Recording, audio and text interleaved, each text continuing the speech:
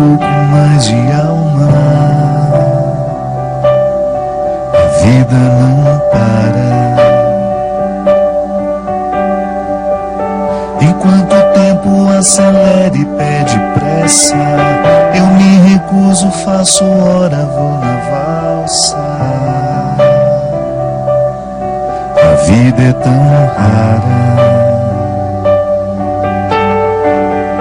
Enquanto todo mundo espera a cura do mal, e a loucura finge que isso tudo é normal, eu finjo ter paciência. O mundo vai girando cada vez mais veloz. A gente espera do mundo, o mundo espera de nós.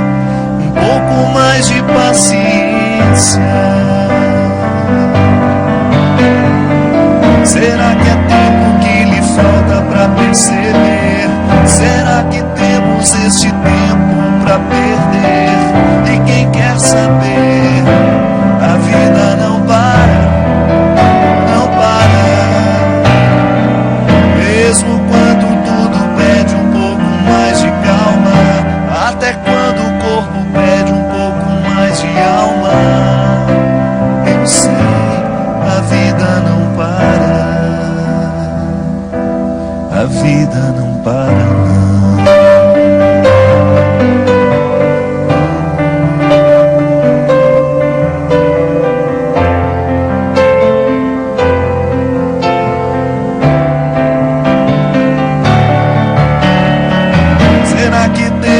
Este tempo pra perder? Será que temos este tempo pra perder? E quem quer saber, a vida é tão rara, tão rara.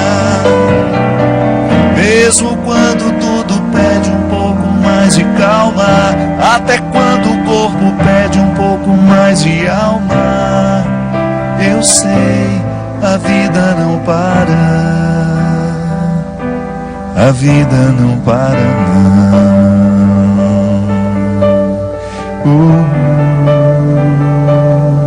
A vida não para. É tão rara.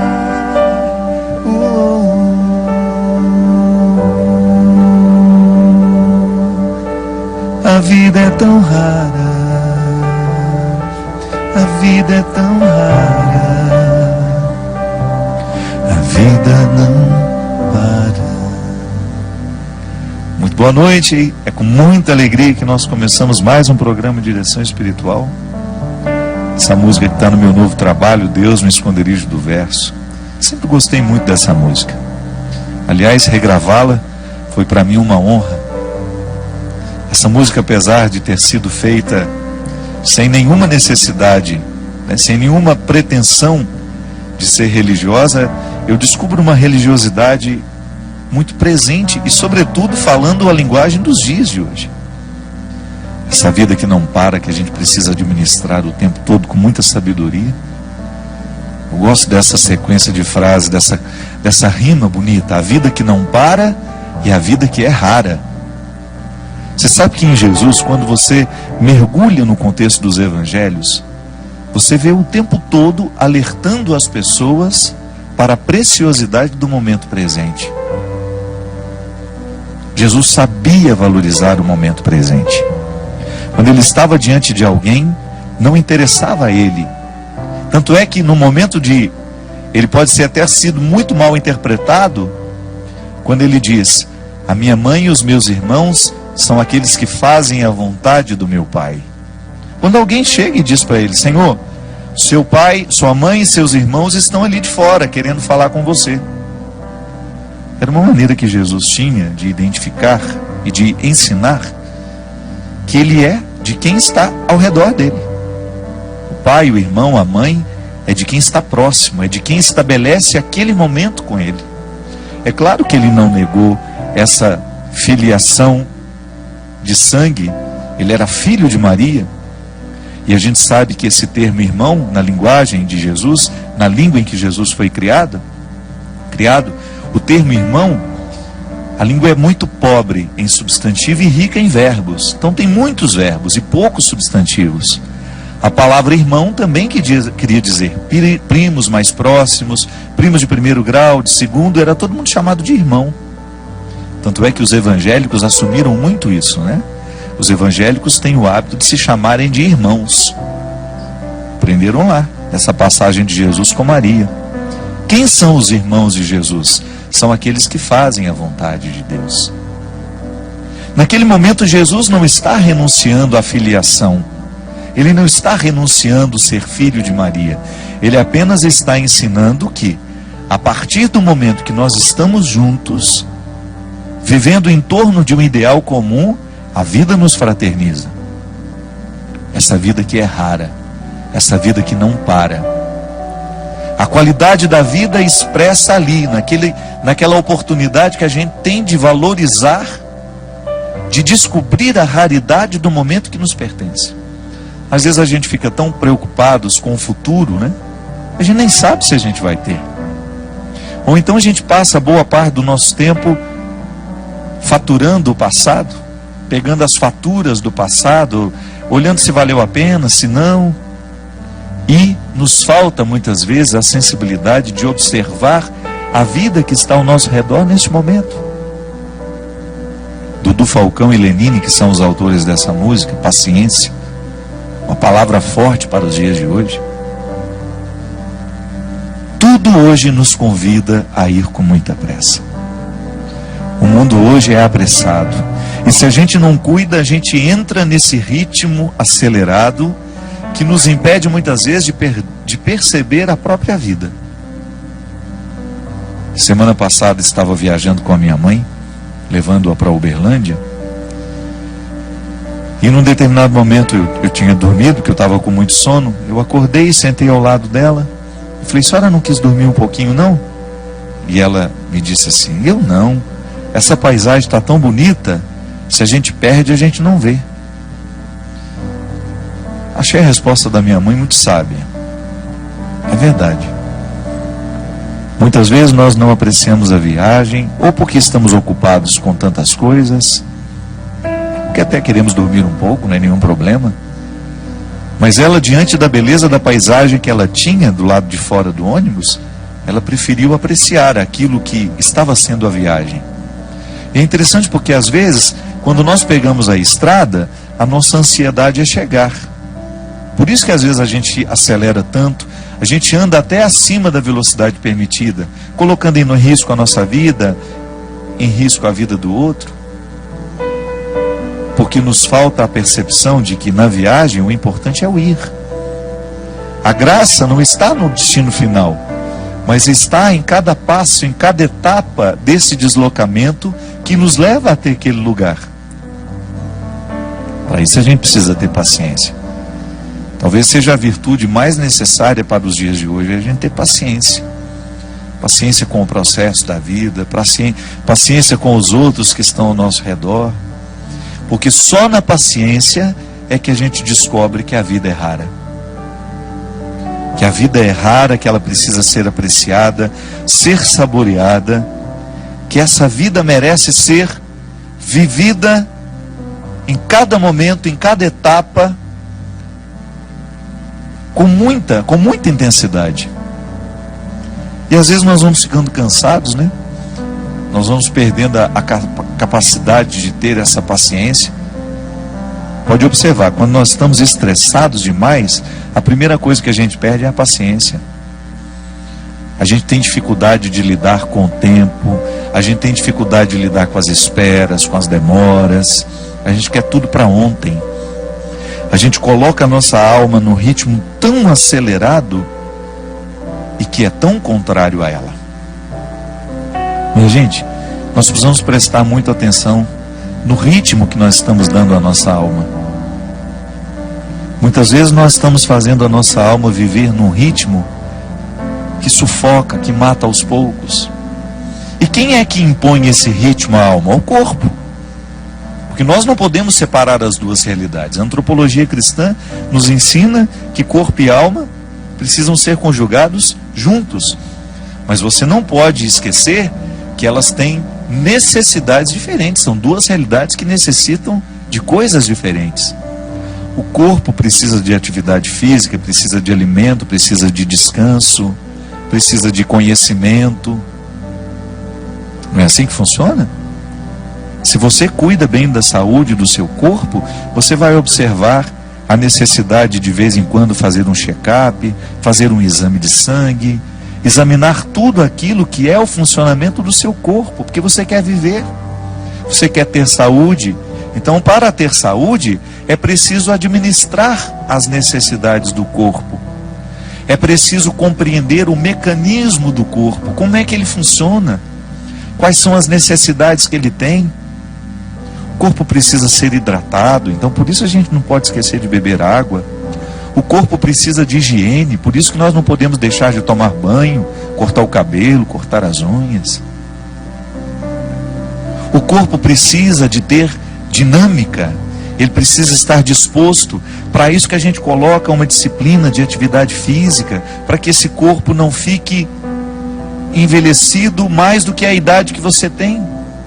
Isso também acontece, às vezes a gente está com 50 anos, mas por causa da vida errada que a gente deu ao corpo, que a gente impôs ao corpo, talvez a gente já esteja com 70 anos na carne, na realidade. Então o corpo tem necessidades que, se a gente não observa, ele entra num processo de falência logo. Aí aquela vida bonita que você poderia desfrutar, você não desfruta porque você foi negligente com as necessidades do seu corpo. Aí você vai para as necessidades da alma. Oh meu Deus, como são diferentes as necessidades da alma. A alma precisa de oração, a alma precisa de silêncio. Claro, é o corpo que faz esse silêncio para que depois a alma possa sentir. Eu gosto de dizer que quando o corpo fica calado, até que a alma comece a sentir os benefícios do corpo estar quieto e calado, vai um tempo, não é imediato. A alma fica rebuliça dentro do corpo porque a gente está sempre apressado. Nós estamos dando ao corpo um ritmo alucinante constantemente. Então a alma tem dificuldade de descansar. E a oração, a verdadeira oração, é aquela que, calado o corpo, a alma também começa a se calar. E aí ela começa a ficar propensa a Deus. Ela começa a ter a possibilidade de ter um encontro com Deus, porque ao disciplinar o corpo numa quietude e num silêncio, a alma começa a entrar neste contexto de silêncio, de quietude, que é onde a gente vai ter a oportunidade de ouvir Deus falar com a gente. A alma precisa de música. Quantas vezes você chegou cansado em casa, tomou um banho, deitou na sua cama, colocou uma música que te relaxava e você sentiu que a sua alma agradeceu aquele carinho que você fez a ela? Isso é oração também. Ainda bem que nós temos aqui, as músicas que nos fazem rezar. Ou gosto de dizer, as músicas que rezam por nós. A gente grava tantos CDs todo ano. Aqui na Canção Nova você tem uma infinidade. Nós temos aqui o novo trabalho, o meu, Deus no Esconderijo do Verso. Todas essas músicas compostas, pensadas, elaboradas, gravadas, para que a alma viva o deleite que a arte pode trazer. São canções naturalmente religiosas que vão fazendo com que a nossa alma desfrute dessa tranquilidade. A arte ensina a nossa alma a ser paciente. A oração ensina a nossa alma a ser paciente. Aqui na Canção Nova nós temos tantos produtos para isso. Uma palestra, um livro. Você tem aqui o livro Discípulo da Madrugada. Você começa a ler um livro que foi preparado para isso. Nós não só queremos vender o trabalho que a gente faz. Não. O primeiro motivo aqui, por acaso esse trabalho aqui pode ajudar. Ajuda aqui a Canção Nova, ajuda as minhas obras, ajuda a tantas pessoas. Mas o primeiro objetivo que a gente tem quando escreve um livro, quando compõe uma música, quando a gente grava um CD, é proporcionar àqueles que nos acompanham, que acreditam no nosso trabalho, proporcionar um aprendizado da paciência nessa alma. Então a gente tem uma leitura que nos tranquiliza, que nos ensina valores. que mexe na nossa cabeça, que mexe no nosso jeito de pensar. Aí você vai percebendo esse movimento natural de Deus, trazendo essa paciência que é tão fundamental para que a gente tenha equilíbrio para enfrentar as pressas da vida. Porque eu vou te contar uma coisa, hoje é impressionante como nós encontramos pessoas que estão destruindo as suas vidas porque não aprenderam a paciência. A pressa nos mata. Você que está me ouvindo, eu tenho certeza que você sofre na sua carne as consequências da sua ansiedade. A ansiedade te adoece. A falta de paciência prejudica o seu relacionamento com os outros. Nós estamos agitados demais. Nós estamos vivendo para fora demais. Nós temos compromisso demais, quietude de menos. Você sabe que eu, na minha vida, como eu sou uma pessoa que tenho uma vida muito pública, eu estou o tempo todo encontrando muita gente, eu trabalho muito, eu tenho muitos eventos, eu viajo toda hora, eu encontro muita gente. Eu assumi uma regra para mim. Quando eu chego na minha casa, ali é o meu claustro. Às vezes eu não aceito convite nem para atravessar a rua para almoçar na casa da minha vizinha. Porque eu sei que a minha alma precisa dessa quietude. Eu preciso do meu silêncio. E eu só saio quando eu realmente tenho de sair. Porque eu descobri que para eu dar conta de viver essa vida muito pública, eu preciso ter bastidores. Eu preciso ter o meu espaço de vida consagrada ao silêncio, à quietude, à oração. Porque nessa correria nem sempre eu consigo. Mas você já imaginou se eu chegasse na minha casa e impusesse a mim uma rotina de vida social que me retirasse para jantar, para isso, para aquilo, para uma festa? Não aguentaria a vida que eu tenho. E como eu privilegio a minha vida de missão, porque eu sou um missionário, eu escolhi ser missionário. Ninguém me obrigou a ter essa vida. Eu, para estar aqui toda quarta-feira, eu sei o sacrifício que eu preciso fazer. Para eu poder pegar as estradas e enfrentar os inúmeros desafios das estradas, a dispersão das estradas. Minha gente, às vezes até num camarim, que é aquele lugar último antes de entrar no palco para cantar. O camarim deveria ser o lugar da oração, do sossego, da tranquilidade. Isso não existe para mim. É lá que muitas vezes claro, não estou reclamando, estou dizendo, é a vida que ficou assim. Às vezes eu tenho tanta gente para atender, tanta gente querendo conversar comigo, que quando eu subo no palco, me restam 2, 3 minutos ali só para me concentrar, para entrar ali no palco e dar tudo de mim. Essa semana mesmo, eu fui a Poços de Caldas, e eu tinha 1h30 para fazer o evento, porque eu precisava pegar a estrada de madrugada, que eu tinha um compromisso logo cedo em Taubaté. Senão eu não ia conseguir dormir nem 2 horas. E aí tudo bem, o evento começou, o show começou. Aí a minha assistente, a Mônica, que fica do lado, faltam 10 minutos. E aí eu olhei para aquele povo. Não tenho coragem de parar o show aqui agora, porque eu preciso ir embora. Ali é o lugar da minha dedicação. Você sabe por quê? As pessoas vão ali para me ouvir. É claro que depois eu me dou o direito de dizer, olha, não vou autografar CD de ninguém, não vou tirar foto com ninguém, porque eu preciso ir embora. Mas o meu tempo de evangelização em cima do palco é sagrado. Ali é o horário de exercer o meu ofício. Eu não posso ter pressa no ofício de evangelizar. Mas quando eu chego em casa, eu preciso me dar o direito de viver esses bastidores, de viver esse silêncio, essa quietude, de desligar um pouco o meu telefone, de esquecer que ele existe, de estar um pouco mais diante de Deus, para que Ele me preencha, para que depois, quando eu voltar para a estrada, eu continue tendo o que oferecer ao outro. Olha aqui, você tem uma vida diferente da minha. Você não tem essa necessidade de evangelizar como eu evangelizo. Mas não se engane. você também tem a mesma necessidade que eu tenho de ter bastidores. Sua vida te exige.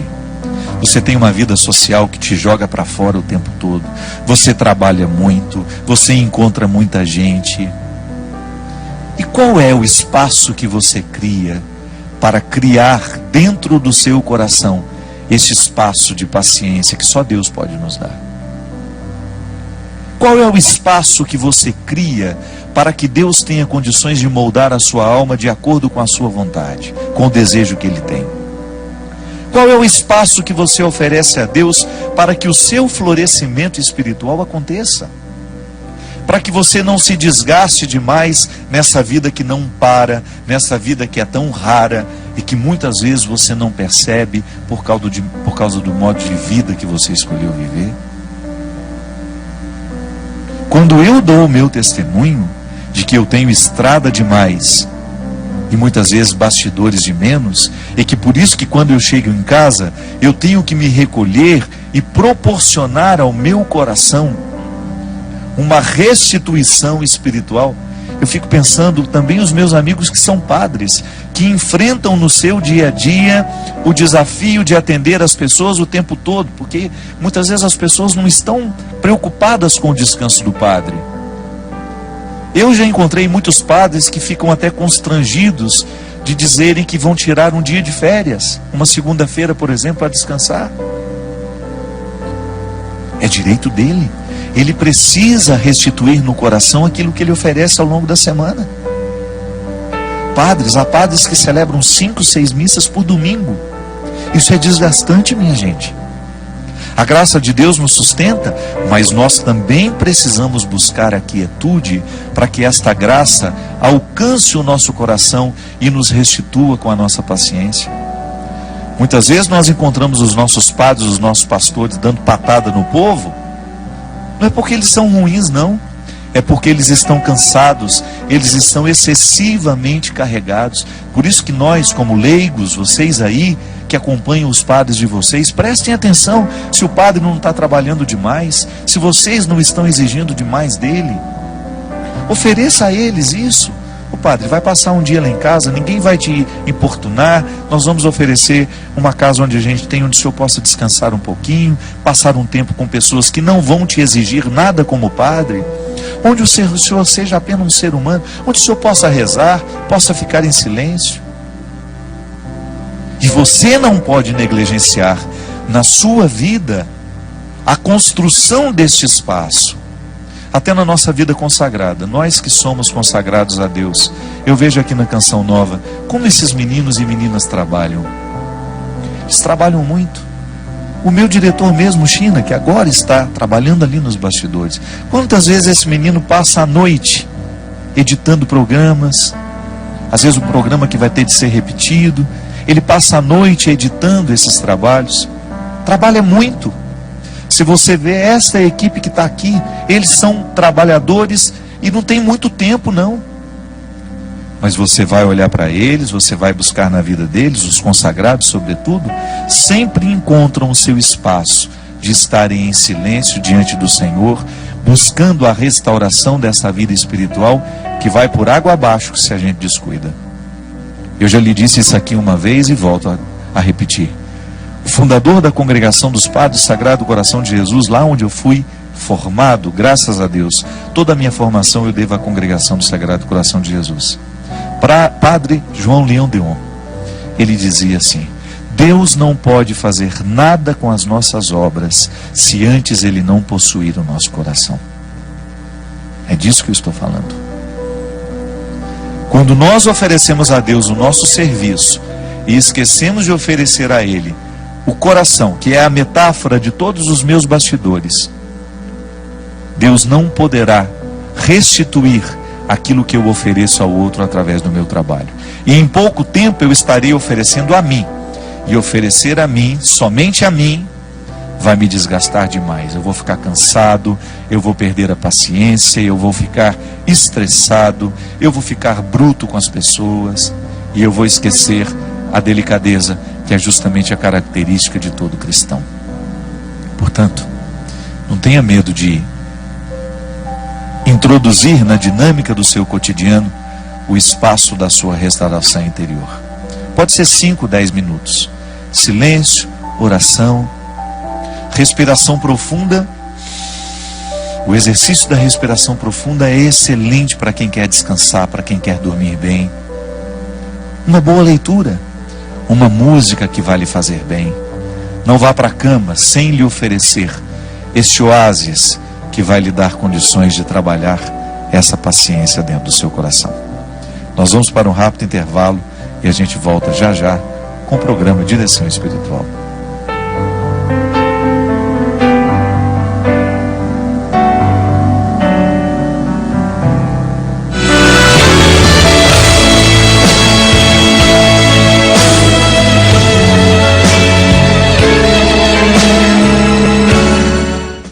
Estamos de volta com o programa Direção Espiritual. Muito obrigado a você que liga, que participa conosco, sobretudo a você que nos divulga, que faz com que o programa seja cada vez mais conhecido. É impressionante por onde a gente vai, como o programa Direção Espiritual tem sido conhecido, tem sido distribuído através de gravações que as pessoas fazem para pessoas que estão necessitadas de viverem uma experiência espiritual, ou então de dar um up, na sua vida religiosa, na sua vida espiritual.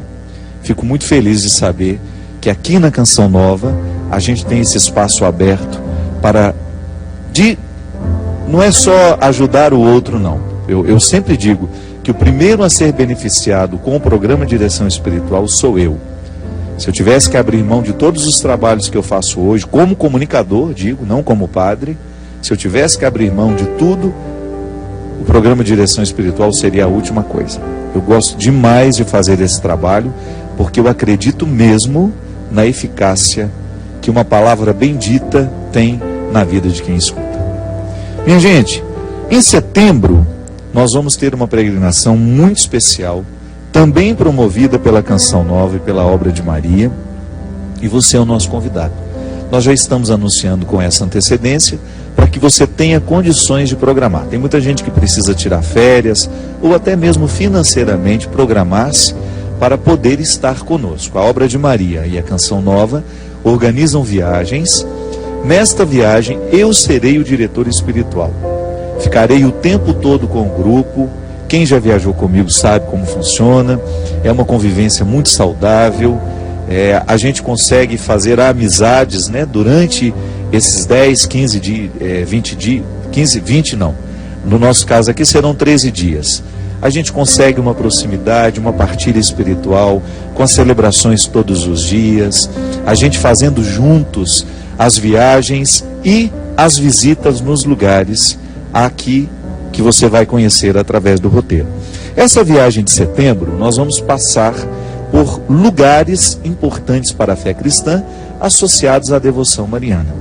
Então nós iremos passar por Portugal, Espanha, França, que nós chamamos de viagem de santuários marianos, mas a gente também faz uma passagem especial. Além de Lisboa, nós vamos ter a oportunidade de passar por Fátima, esse santuário de Nossa Senhora de Fátima, que inclusive está comemorando o centenário no próximo ano, não é isso? Vai ser uma grande festa. Nós já estamos em clima de festa em Fátima. Teremos 2 dias muito especiais em Fátima. Passaremos em Ávila, a terra de Santa Teresa d'Ávila, uma das grandes mulheres, uma das grandes doutoras da igreja, uma mulher que certamente interfere demais na espiritualidade ainda nos dias de hoje, e também de São João da Cruz. São João da Cruz, que também é dessa mesma cidade, dessa mesma região, que tem uma importância demais para a vida mística. Passaremos também em Saragoça, onde tem um santuário maravilhoso de Nossa Senhora. Saragoça já é na Espanha. De Saragoça nós vamos direto para Lourdes. Quem já fez essa viagem comigo sabe como é bonito a gente passar por esses lugares. A gente passa pelos Pirineus espanhóis, depois passando pelos montes franceses. É uma das paisagens mais bonitas do mundo. A gente passa o dia fazendo esse deslocamento, parando em Saragoça, mas é uma viagem que enche os nossos olhos. Então, será um dia muito especial até a gente chegar à cidade de Lourdes, que é, para mim, o santuário mariano que mais me tocou. A espiritualidade que prevalece em Lourdes até os dias de hoje, os milagres que se vê ali. Claro, que nós precisamos tomar uma distância, né? A salvação nos vem pelo Cristo, mas Nossa Senhora, a manifestação de Nossa Senhora em Lourdes nos coloca em profunda experiência com o coração de Jesus. Isso é que é bonito. Você vê doentes do mundo inteiro procurando Lourdes para se banhar nas águas miraculosas daquele lugar, mas sobretudo poder respirar a atmosfera tão especial da cidade de Lourdes, que aliás é uma região lindíssima. De Lourdes nós vamos para Tours e depois passaremos em Lisieux, terra de Santa Teresinha. Também foi um lugar que me marcou demais na outra oportunidade que a gente teve de conhecer a terra de Santa Teresinha, a casa onde Santa Teresinha viveu, onde ela morreu, ter um contato um pouco mais estreito com a história desta mulher, que é uma santa tão querida para todos nós cristãos. E de Lisieux iremos a Paris, onde teremos a visita da Capela da Medalha Milagrosa, uma visita pela cidade de Paris, que é uma cidade encantadora, também um pouco de turismo para aqueles, que ainda não conhecem Paris, e para aqueles que conhecem, a oportunidade de retornar, de fazer lá uma experiência cultural também muito interessante. Depois ficaremos 2 dias em Paris e então retornaremos ao Brasil. Programe-se. Essa viagem, ela iniciará no dia 13 de setembro e terá o fim, nós retornaremos ao Brasil no dia 25. De 13 a 25, você pode peregrinar conosco pela Obra de Maria Canção Nova, conhecendo esses lugares que eu acabei de mencionar. Será muito especial ter você na nossa companhia. Ligue para os telefones que aparecem aqui e você vai ter a oportunidade de conhecer as condições para estar conosco nesta viagem. Lembrando que em julho eu estarei também junto com meu amigo Dunga no acampamento PHN. Programe-se para estar neste que é um dos maiores eventos da Canção Nova, que tem reunido a juventude do Brasil inteiro, e vai ser maravilhoso a gente receber você mais uma vez, para a gente firmar publicamente o nosso desejo de vencer o pecado que tantas vezes nos impede de ser quem somos. Sim, isso é muito interessante. Quando a gente mina, as estruturas do pecado, a gente vai tendo condições de trazer à tona aquilo que a gente é. O pecado muitas vezes nos impede de ser quem somos. A gente vai se transformando em qualquer coisa, menos a gente. Porque o projeto que Deus fez para cada um de nós, o grande dificultador para que esse projeto venha à tona, é justamente a nossa vida de pecados.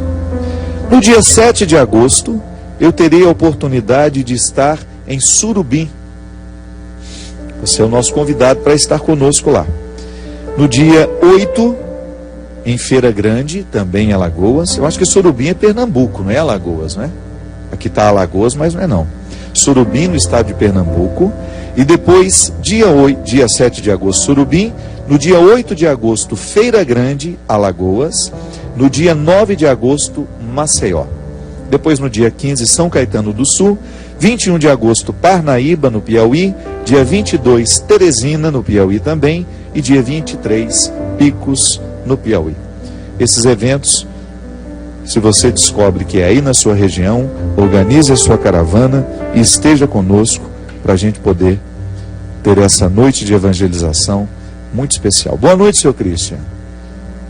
Christian e seu grande piano hoje aqui, tocando conosco. Muito obrigado, meu amigo, por fazer parte da história deste programa, sempre com tanto carinho, com tanta disposição. Quero agradecer, minha gente, a todas as pessoas que estiveram em Formiga, Minas Gerais, a minha terra querida, nos ajudando a resgatar a Santa Casa. Nós que nos unimos ao projeto SOS Santa Casa, foi um evento muito bonito, onde as pessoas aderiram, e muita gente que não pôde ir, que já manifestou o desejo de ser um coadjutor da Santa Casa. Abro um espaço para dizer que são muitas as Santa Casas no Brasil, que estão necessitadas de ajuda. Procure saber se na sua região. Santa Casa geralmente são hospitais públicos que atendem pelo SUS. A gente sabe hoje o caos que está a saúde no Brasil. E essas iniciativas particulares de poder fazer alguma coisa por esses lugares que atendem os pobres é sempre uma atitude muito cristã. Eu gosto de dizer que o nosso cristianismo, ele se torna cada vez mais comunicante quando nós assumimos a caridade. A caridade é uma forma muito preciosa de fazer Deus acontecer na sociedade.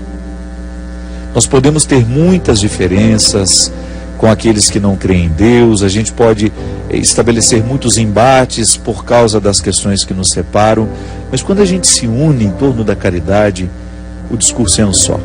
É a oportunidade que a gente tem de fazer o bem ao mundo através das nossas atitudes. Isso é muito nobre.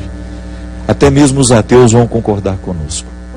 E a gente não quer se limitar à nossa ajuda, ser um assistencialismo. Não. Tem mística naquilo que a gente faz. Nós ajudamos porque nós acreditamos que esse é o mandamento que Deus nos dá. É um imperativo no Evangelho. Se você ler Mateus 25, você vai ver as exigências que Jesus faz. Vou até pegar aqui, para a gente poder retomar essa importância da caridade que Jesus estabelece como um divisor de águas na nossa vida. No contexto aqui em que ele fala disso, ele está justamente falando do juízo final. Quando é que quando é que tudo isso vai acontecer? Jesus começa a fazer uma reflexão absolutamente exigente demais. É um sermão escatológico que começa no capítulo 24. Quer ver? Onde é que ele vai falando, onde ele começa a evidenciar.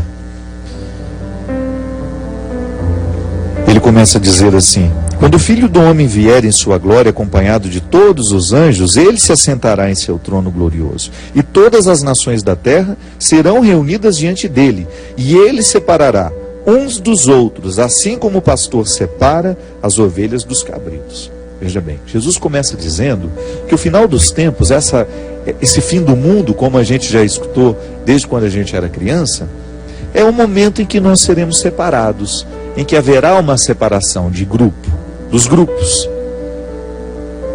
O rei dirá aos que estiverem à sua direita: vinde, benditos de meu Pai, recebei em herança o reino que meu Pai vos preparou desde a criação do mundo. Pois eu estava com fome e me destes de comer. Eu estava com sede e me destes de beber. Eu era forasteiro e me recebestes em sua casa. Eu estava nu e me vestistes. Eu estava doente e cuidastes de mim. Na prisão fostes me visitar. Então os justos lhe perguntarão: Senhor, quando foi que te vimos com fome e te demos de comer, com sede e te demos de beber? Quando foi que te vimos como forasteiro e te recebemos em nossa casa, sem roupa e te vestimos? Quando foi que te vimos doente ou preso e fomos te visitar? Então o rei lhes responderá: em verdade eu vos digo, todas as vezes que fizestes isso a um destes mais pequenos, mais necessitados, que são meus irmãos, foi a mim que o fizestes. Isso aqui é revolucionário. Isso aqui arranca todas as nossas máscaras, desmorona as nossas estruturas.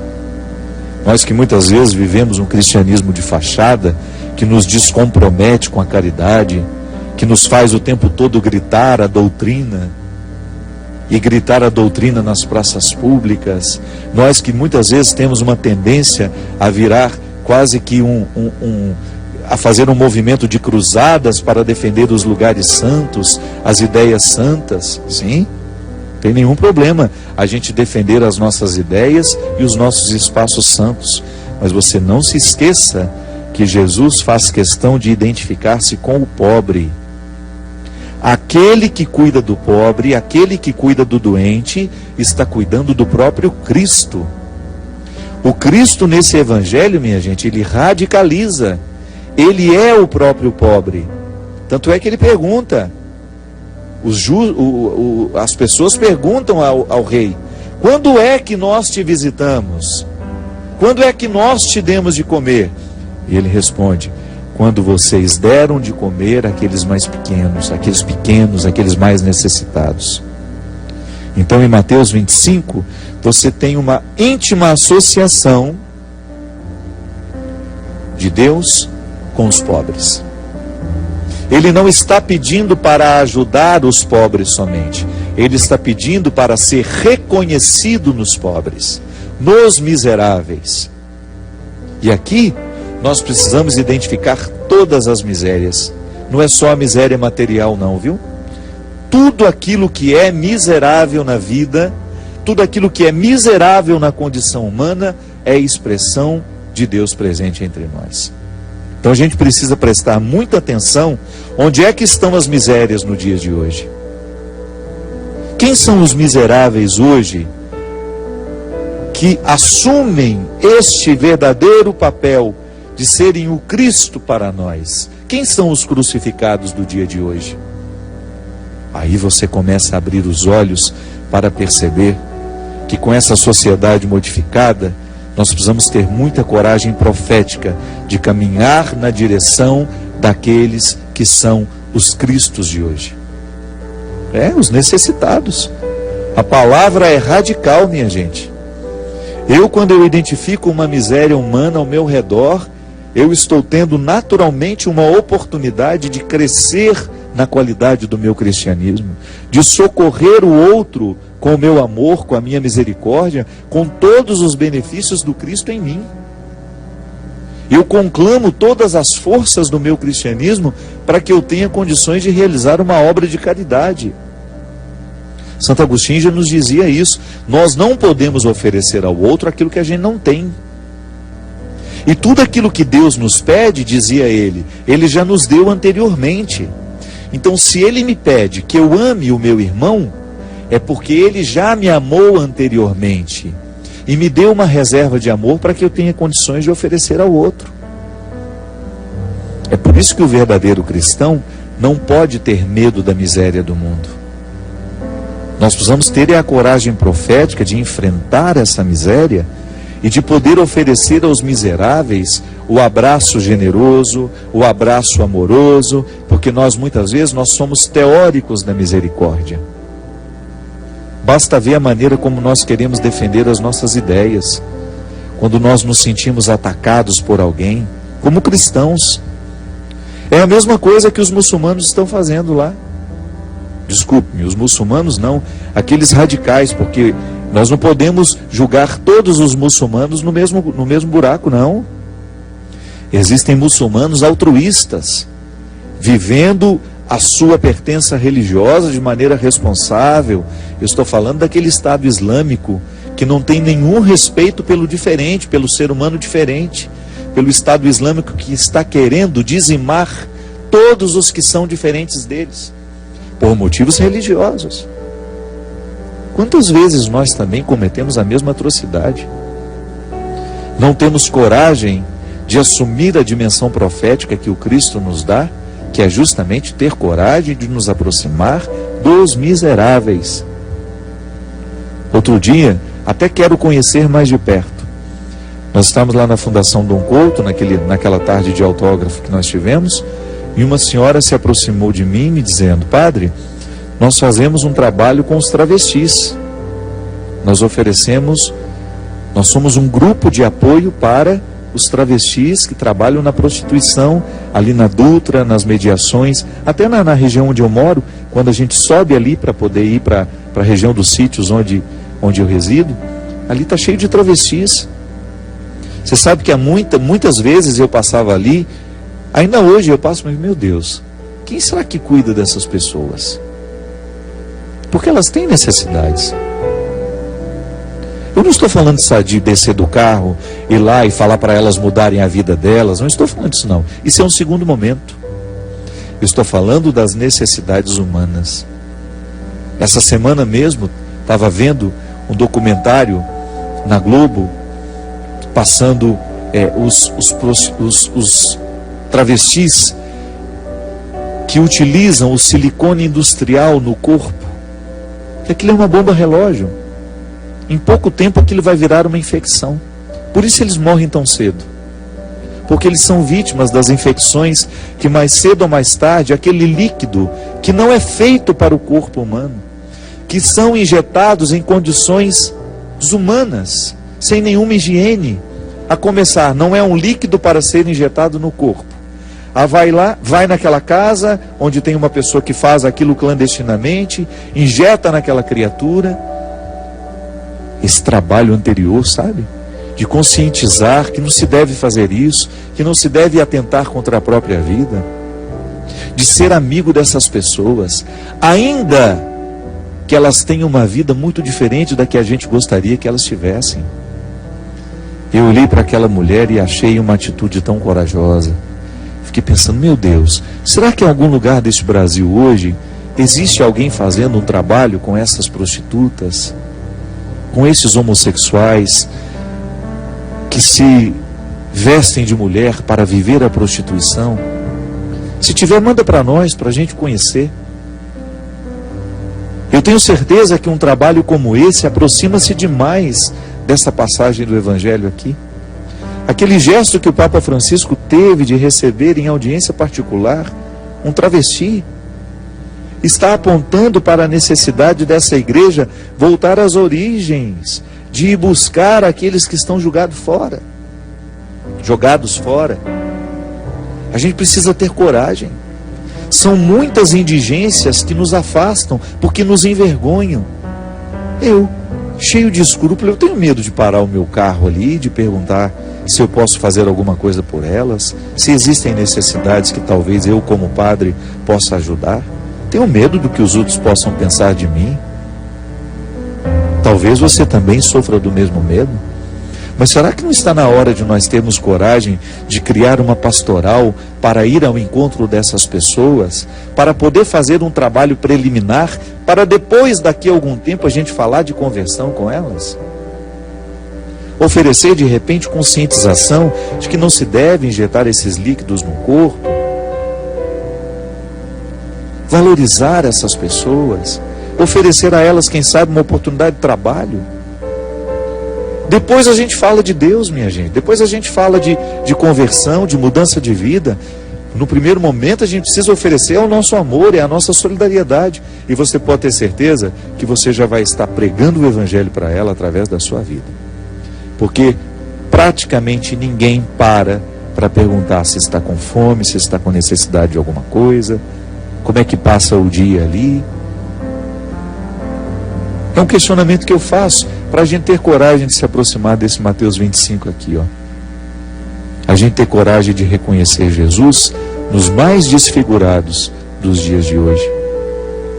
Eu não tenho medo dos esquisitos, não. Eu lá no meu Twitter, meu Deus, às vezes eles são desrespeitosos, falam bobagem comigo, mas é uma maneira que eu tenho de tê-los por perto. De vez em quando eu recebo também, no meio daquela bobagem toda que às vezes escrevem, coisas sérias. Porque, além das brincadeiras que eu faço, prestem atenção também nas coisas sérias que eu digo. A gente tem de falar a linguagem que o outro entende. A gente tem que se aproximar do outro com a linguagem que ele sabe ouvir. Não adianta eu querer chegar a fazer um discurso bonito, que só você que me acompanha entenderia. Eu preciso, de vez em quando, abrir mão de tudo aquilo que é o meu artefato para poder comunicar com o outro. O mesmo não é com você? Qual é a linguagem que você entende? Você também não precisa, de vez em quando, ser impactado por um jeito de dizer que só você entende? Eu preciso disso. Nós não somos diferentes. O Christian precisa. Essa equipe que trabalha aqui também precisa. O ser humano, minha gente, a nossa necessidade é a mesma. Nós precisamos de uma palavra que nos sensibilize, que faça a diferença na nossa vida, que nos faça pensar as nossas escolhas, que tenha coragem, que tenha possibilidade de penetrar o mais profundo da nossa consciência e de nos fazer perguntar se a vida que a gente está vivendo está sendo coerente com aquilo que Deus espera de mim, ou até mesmo com aquilo que eu sei que é importante. Essa vida é muito rara. E o tempo não para. Não para em mim, não para para você. As decisões a gente faz enquanto o tempo anda. O tempo não vai parar para a gente poder decidir. O tempo não vai fazer uma pausa para a gente ter condições de escolher. Não. É neste movimento que nós vamos precisando, vendo, como a minha mãe naquela viagem, olhando a paisagem passando, a gente vai precisar escolher a vida que a gente quer para nós. E eu desejo do fundo do meu coração que as nossas escolhas estejam muito próximas das escolhas que Jesus nos sugere. De amar os que precisam ser amados, de buscar os que precisam ser buscados. Quem sabe assim, a gente aprenda a lidar um pouquinho melhor com as mazelas que todos nós hospedamos dentro de nós. Derrame sobre nós a bênção e a proteção do céu, do Deus Todo-Poderoso, Pai, Filho e Espírito Santo. Amém. Até a semana que vem, se Deus quiser.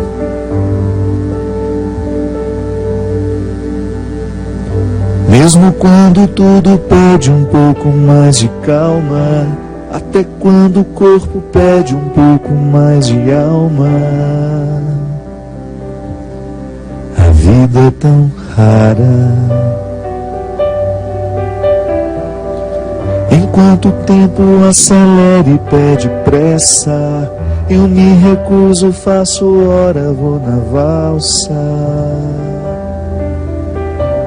E a vida é tão rara. Enquanto todo mundo espera a cura do mal, e a loucura finge que isso tudo é normal, eu finjo ter paciência. O mundo vai girando cada vez mais veloz. A gente espera do mundo, o mundo espera de nós. Um pouco mais de paciência. Será que é tempo que lhe falta pra perceber? Será que temos este tempo pra perder? E quem quer saber? A vida é tão rara, tão rara. Mesmo quando tudo pede um pouco mais de calma, até quando o corpo pede um pouco mais de alma, eu sei.